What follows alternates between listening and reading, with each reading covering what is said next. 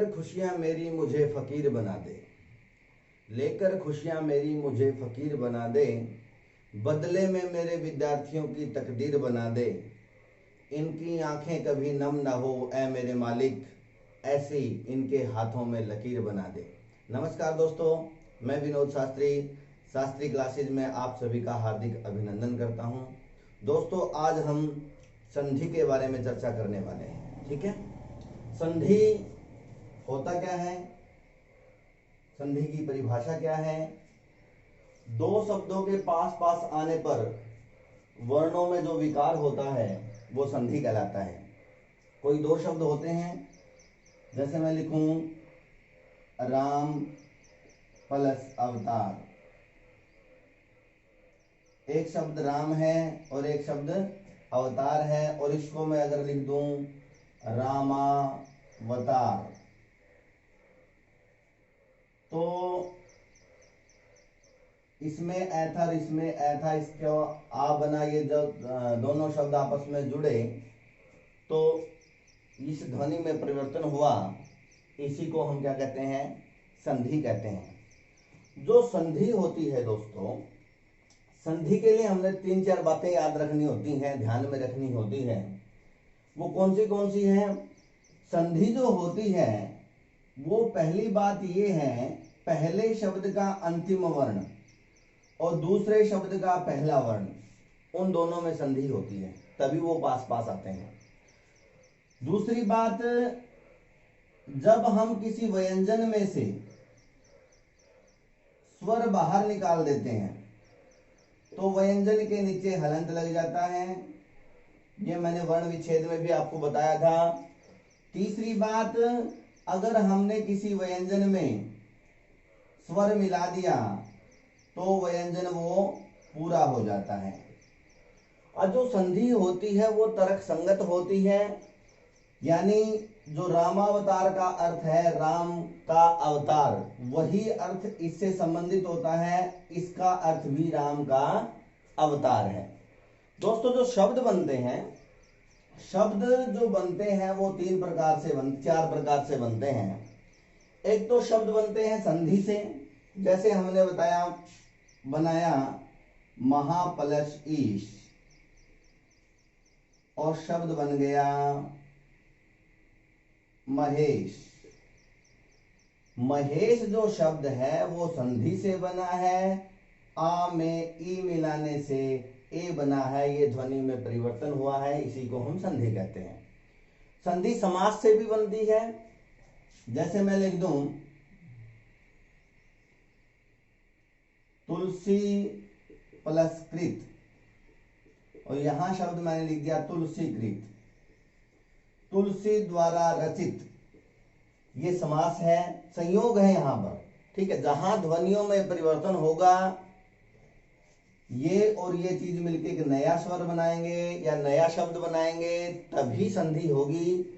अब यहां हमने तुलसी को तुलसी लिखा है, कृत को कृत लिखा है, तो ये क्या होती है, ये समास होता है। उपसर्ग से बनते हैं शब्द, जैसे मैंने शब्द लिखा अधि प्लस अक्ष, और शब्द बनाया मैंने अध्यक्ष। यहां संधि भी है और यहां उपसर्ग का भी प्रयोग है। प्रत्यय से बनते हैं, जैसे मैंने शब्द लिखा गुरु प्लस ई, और शब्द मैंने बना दिया गुरुवी। यहां गुरु शब्द में ई प्रत्यय लगाने से गुरुवी बना है, यहां पर संधि भी है। यानी कुछ शब्द ऐसे होते हैं जिनमें संधि भी होती है, समास भी होता है। कुछ शब्द ऐसे भी होते हैं जिनमें संधि भी होती है, समास भी होता है, उपसर्ग भी होते हैं। कई शब्द है तो उनमें संधि भी होती है, प्रत्यय भी होते हैं। और कुछ शब्द ऐसे भी होते हैं जिसमें ना संधि होती, ना समास होता, ना उपसर्ग होते और ना प्रत्यय होते, वो सिर्फ वर्णों से मिलकर बनते हैं। कुछों में संयोग होता, जहां ध्वनियों में परिवर्तन नहीं होता वहां हम संयोग कहेंगे। ठीक है, जैसे मैं लिख दूं उप प्लस हार, तो यहां उपसर्ग है, शब्द बनाया मैंने उपहार, तो उपहार में संधि नहीं है दोस्तों। ठीक है, उपहार में उपसर्ग है, यहां हम संयोग कहेंगे। एक बार संधि के भेदों के बारे में पढ़ लेते हैं, फिर उसके बाद 2-3 बातें बड़ी बारीकी से हम सीखेंगे। जो संधि होती है वो 3 प्रकार की होती है, स्वर संधि, व्यंजन संधि, विसर्ग संधि। स्वर संधि में क्या होता है, दोनों ओर स्वर रहते हैं, यानी स्वर के साथ ही मेल होता है। जैसे मैंने शब्द लिखा नर प्लस ईश और शब्द बना नरेश, क्योंकि र के अंदर ए था और ए का ई के साथ मिलन हुआ है। ए भी स्वर है और ई भी स्वर है, दोनों तरफ स्वर है, नरेश स्वर संधि है। व्यंजन संधि में क्या होता है, व्यंजन संधि में एक तरफ व्यंजन हो सकता है, व्यंजन का स्वर के साथ मेल होता है, या व्यंजन का व्यंजन के साथ मेल होता है।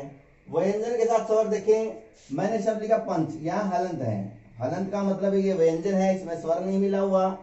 पंच प्लस आब, आ जो है वो स्वर है, यहाँ व्यंजन था, यहाँ स्वर था और शब्द मैंने बनाया पंजाब, यानी सिर्फ व्यंजन में ही परिवर्तन हो गया व्यंजन संधि के अंदर।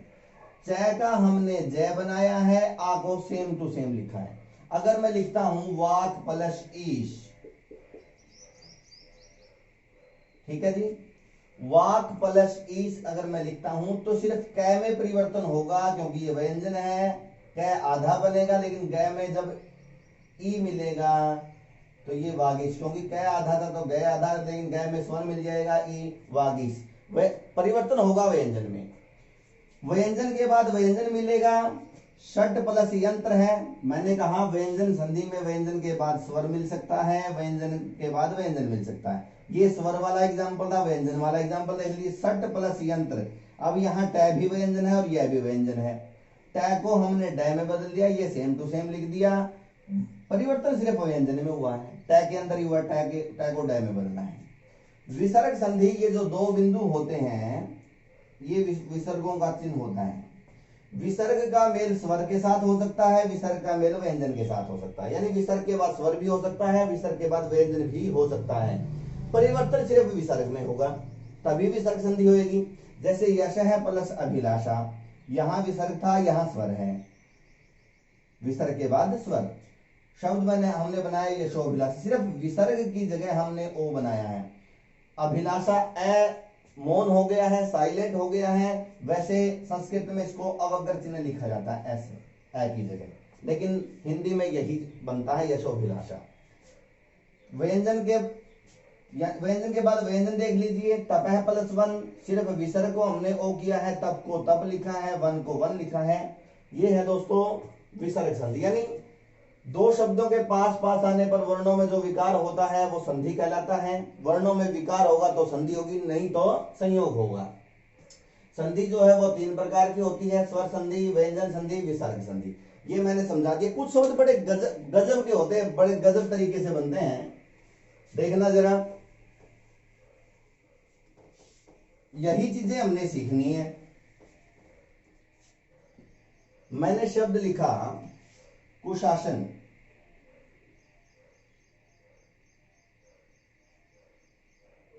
ठीक है जी, मैंने शब्द चलो पहले इसके बारे में वर्णन कर लेते हैं।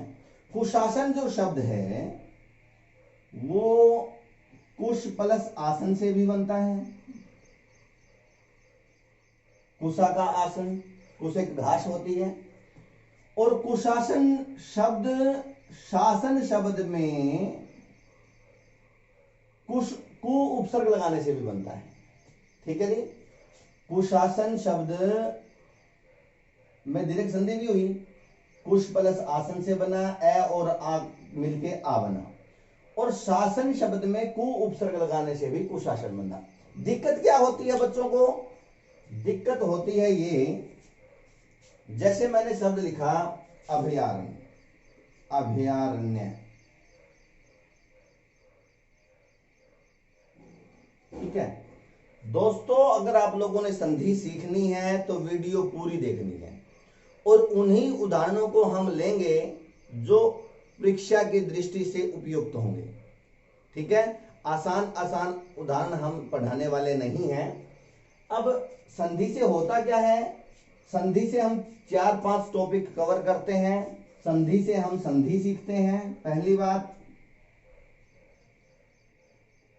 90% तक हम शुद्ध वर्तनी सीख जाते हैं, बड़ा ही लाजवाब टॉपिक है ये।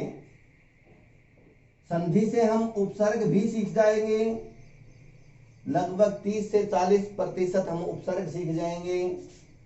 संधि से हम प्रत्यय भी सीख जाएंगे, कम से कम 20 से 30% प्रत्यय सीख जाएंगे।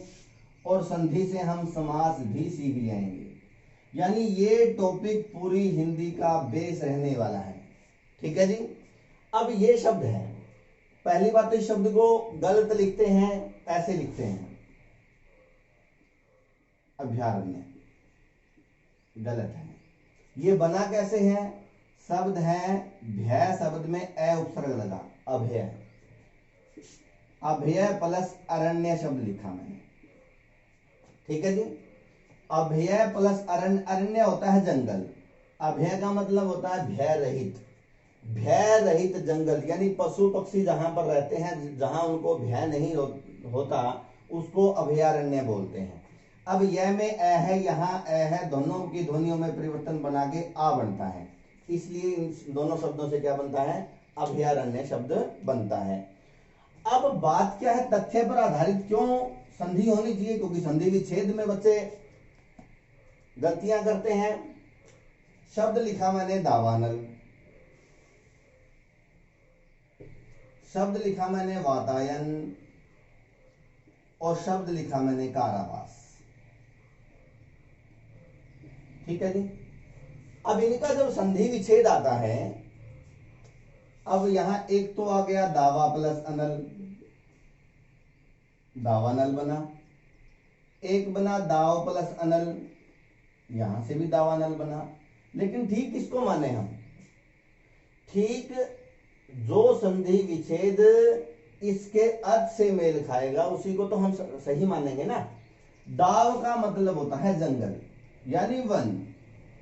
अनल का मतलब होता है आग, वन में लगी आग को दावानल कहते हैं। इसका मतलब ये जो संधि विच्छेद है ये गलत है। ठीक है जी। अब वातायन शब्द है, वातायन शब्द एक तो संधि विच्छेद हमने बना दिया वात प्लस अयन, और एक शब्द हमने बनाया वाता प्लस अयन। अब आ तो दोनों से बनता है, ये चीजें तो आप लोग सीख चुके हैं पहले, छठी कक्षा से आप लोग बढ़ते आ रहे हैं। ए में ए मिलाने से आ बनता है। अब बात यह है वातायन का संधि विच्छेद हम क्या करें? आ तो दोनों से बनता है। ठीक है जी। वात का मतलब होता है वायु, अयन का मतलब होता है स्थान। वायु हानि का स्थान जिसको हम खिड़की बोलते हैं वो वातायन होता है। ठीक है। झरोखे को वातायन बोलते हैं। कारावास शब्द है, अब कारावास शब्द है संधि विच्छेद में आएगा कार प्लस आवास, और एक आएगा कारा प्लस आवास। अब यहां बच्चा कंफ्यूज हो जाता है।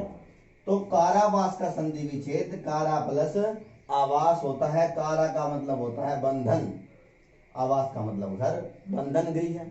ठीक है, यानी जेल घर। एक कारागार होता है, उसका संधि विच्छेद भी कारा प्लस आगार बनता है। ठीक है।